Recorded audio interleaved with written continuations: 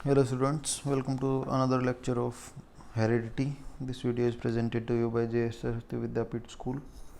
आज हम basic terminology के बारे में पढ़ेंगे। हमने हेरिडिटी का बेसिक्स इंट्रोडक्शन को लास्ट चैप्टर में डिस्कस किया था लास्ट क्लास में। आज सेकंड क्लास है हेरिडिटी की, इसमें हम बेसिक टर्मिनोलॉजी के बारे में पढ़ रहे हैं। पहली टर्म आती है chromosomes. Chromosomes are nothing but these are long thread like structures present in the cells. जो सेल का न्यूक्लियस होता है, हर एक सेल में उस न्यूक्लियस के अंदर जितना भी जेनेटिक मटेरियल प्रेजेंट होता है DNA, that DNA is composed of chromosomes. ठीक है, और क्रोमोसोम्स में डीएनए होते हैं। डीएनए के एक स्ट्रक्चर में, या फिर आप बोलेंगे हर एक सेल में 23 पेयर्स होते हैं क्रोमोसोम्स के। 23 pairs, that is 46 total chromosomes. In 23 pairs में से 22 पेयर अलग होते हैं और एक पेयर अलग होता है। ठीक है, ये जो 22 पेयर्स हैं, इन 22 पेयर को बोला जाता है ऑटोसोम्स, और जो ये एक पेयर बच गया है, इस एक पेयर को बोला जाता है सेक्स क्रोमोसोम।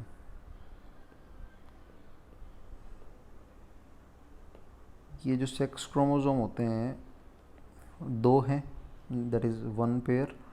इसमें से एक सेक्स क्रोमोसोम को एक्स से डिनोट करते हैं, एक को वाई से। ये कैपिटल आएगा यहाँ पे, एक्स क्रोमोसोम और वाई क्रोमोसोम। अगर किसी इंडिविजुअल में सेक्स क्रोमोसोम्स दोनों एक्स और एक्स प्रेजेंट हैं, अगर यहाँ पे एक्स और एक्स प्रेजेंट है दोनों, तो ये फीमेल होगी। और अगर एक एक्स क्रोमोसोम एक वाई क्रोमोसोम है, then it will be a male. ठीक है, इन क्रोमोसोम्स पे जीन्स प्रेजेंट होते हैं, और जीन्स का काम होता है किसी भी एक पर्टिकुलर फंक्शन के लिए कोड करना। ठीक है, genes are basic functional and physical unit of heredity.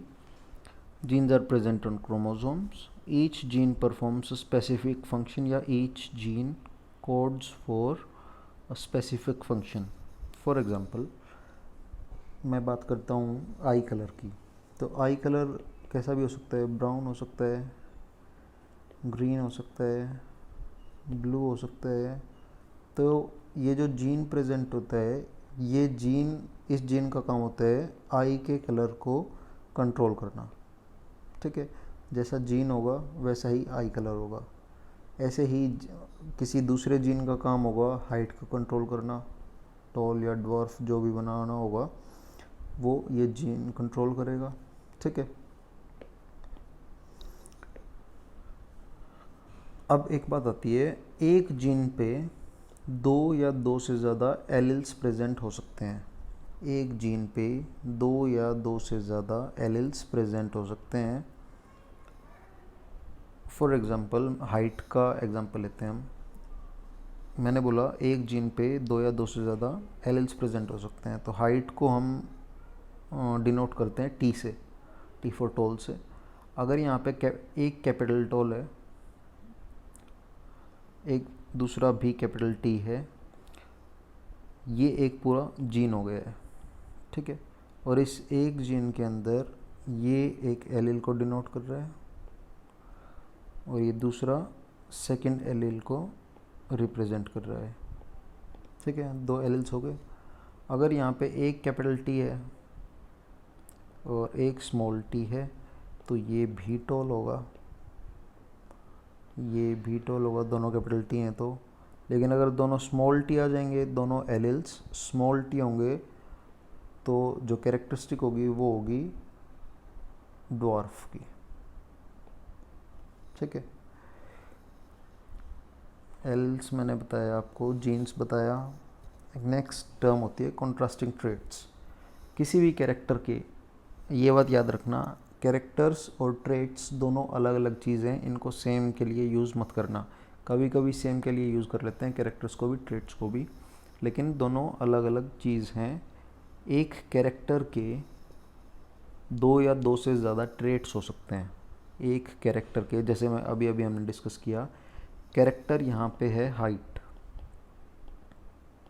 Height character है, उसके दो अलग अलग फॉर्म्स हैं, एक ड्वार्फ एक टॉल। ये बात समझ में आई? एक कैरेक्टर के दो से ज़्यादा ट्रेट। फॉर एग्जांपल सीड की बात करें, सीड या तो राउंड हो सकता है या फिर रिंकल्ड हो सकता है, ठीक है। फ्लावर कलर की बात करें, रेड फ्लावर कलर हो सकता है, येलो फ्लावर कलर हो सकता है। तो यहाँ पे जो कलर है वो ट्रेट है, सॉरी वो कैरेक्टर है, और जो रेड और येलो हैं ये इसकी कॉन्ट्रास्टिंग ट्रेट्स हैं। ऐसे ही हाइट है, हाइट इज़ अ कैरेक्टर, और जो टॉलनेस या डॉर्फनेस है वो उनके अलग अलग ट्रेट्स हैं, ठीक है। अब यहाँ पे मैं लिखता हूँ पेरेंट्स। पेरेंट्स के बाद जो नेक्स्ट जनरेशन आएगी पेरेंट्स की, उसको फिलियल जनरेशन बोला जाता है, फिलियल जनरेशन। और पेरेंट्स के बाद ये फर्स्ट जनरेशन है तो इसको फिलियल वन जनरेशन बोलते हैं, F1 जनरेशन, ठीक है। तो ये जो नेक्स्ट जनरेशन आएगी पेरेंट्स के बाद, उसमें जो ट्रेट अपने आप को एक्सप्रेस कर पाएगा, जैसे कि मैंने आपको बताया था यहाँ पे कैपिटल T भी है, स्मॉल t भी है। Capital T represents tallness, small t represents dwarfness. एक जीन में ये दोनों एलील्स प्रेजेंट हैं अगर एग्जांपल के लिए, और ये प्लांट टॉल है, ठीक है। टॉल है क्योंकि जो कैपिटल T है वो अपने आप को रिप्रेजेंट कर पा रहा है, अपने आप को एक्सप्रेस कर पा रहा है, इसलिए ये टॉल हुआ। ये जो स्मॉल t है ये अपने आप को एक्सप्रेस नहीं कर पा रहा है, इस वजह से ये ड्वार्फ होना चाहिए था लेकिन ड्वार्फ नहीं हुआ, ठीक है। तो जो अपने आप को एक्सप्रेस कर पाएगा वो डोमिनेंट ट्रेट होगा, और जो अपने आप को एक्सप्रेस नहीं कर पाएगा, फॉर एग्जांपल ये वाला t, वो रिसेसिव होगा, ठीक है। जो अपने आप को एक्सप्रेस कर पाएगा नेक्स्ट जनरेशन में वो टॉल, वो डोमिनेंट, और जो अपने आप को एक्सप्रेस नहीं कर पाएगा वो recessive. Recessive is not able to express itself in the filial generation but it is present, ठीक है। फिलियल जनरेशन मैंने आपको बता दिया। फिलियल वर्ड जो है वो एक लैटिन वर्ड थे दो, एक फिलियस जिसका मतलब होता है सन, और एक फिलिया जिसका मतलब होता है डॉटर। वहाँ से ये वर्ड निकला है फिलियल। और फिलियल का बेसिक मीनिंग सिर्फ और सिर्फ जो चिल्ड्रन होते हैं उनसे रिलेटेड है, नेक्स्ट जनरेशन से रिलेटेड है। नेक्स्ट टर्म्स जो आती हैं दो, वो है एक होमोजाइगस, एक हेट्रोजाइगस। मैंने आपको बताया एक जीन के दो या दो से ज़्यादा एलील्स हो सकते हैं। अगर दोनों एलील्स, हम लेट्स एग्जांपल लेते हैं हम सीड शेप का, सीड शेप या तो राउंड होगा सीड या फिर रिंकल्ड होगा। अब अगर यहाँ पे इसको R से रिप्रेजेंट करेंगे, इसको स्मॉल r से, होमोजाइगस तब बोला जाएगा किसी चीज़ को जब वहाँ पे जो दोनों एलील्स होंगे वो दोनों एलील्स सेम होंगे। दोनों एलील्स अगर सेम होंगे तो उसको होमोजाइगस बोला जाएगा। यहाँ पे दोनों कैपिटल R हैं तो ये राउंड होगा, दोनों स्मॉल r रहेंगे, small r represents the wrinkled, तो ये सीड रिंकल्ड होगा, ठीक है। अगर यहाँ पे एक कैपिटल R आ जाए, एक स्मॉल r आ जाए, तो इसको हेट्रोजाइगस बोला जाएगा। होमो का मतलब होता है सेम, दोनों एलील सेम तो होमो, दोनों एलील्स अलग अलग तो हेट्रो। कैपिटल R आ गया और स्मॉल r आ गया। अब जो अपने आप को यहाँ पे एक्सप्रेस कर देगा वो डोमिनेंट हो जाएगा। जनरली जो कैपिटल वाला होता है वही अपने आप को एक्सप्रेस करता है हेट्रो के केस में, तो ये भी क्या होगा, राउंड सीड बनेगा, ठीक है। लास्ट दो टर्म्स जो आपकी हैं, एक है जीनोटाइप, एक है फेनोटाइप। जीनोटाइप होता है हमारी बॉडी के अंदर का मेकअप, दैट इज़ जो जेनेटिक मटेरियल प्रेजेंट है उसमें क्या क्या चीज़ें प्रेजेंट हैं वो जीनोटाइप होगा। जैसे कि हाइट की बात करते हैं दोबारा से, तो हाइट के लिए टॉलनेस है, कैपिटल टी स्मॉल टी हो सकता है, या फिर कैपिटल टी हो सकता है। ये जो हैं ये जीनोटाइप को रिप्रेजेंट करेंगे।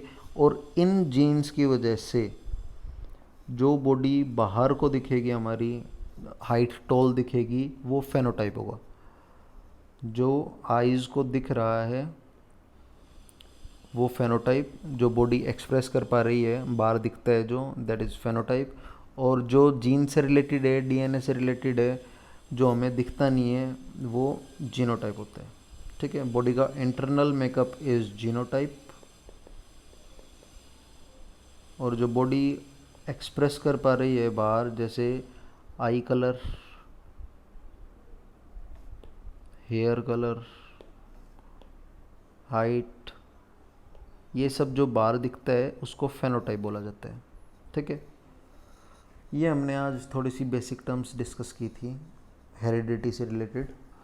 इसमें कोई अगर आपको डाउट है या लास्ट लेक्चर में भी कोई डाउट है, then you should ask in the comment section. Your queries will be answered very soon. This video is presented to you by J. Saraswati Vidyapit School, Bansi. Subscribe this channel. Thanks for watching.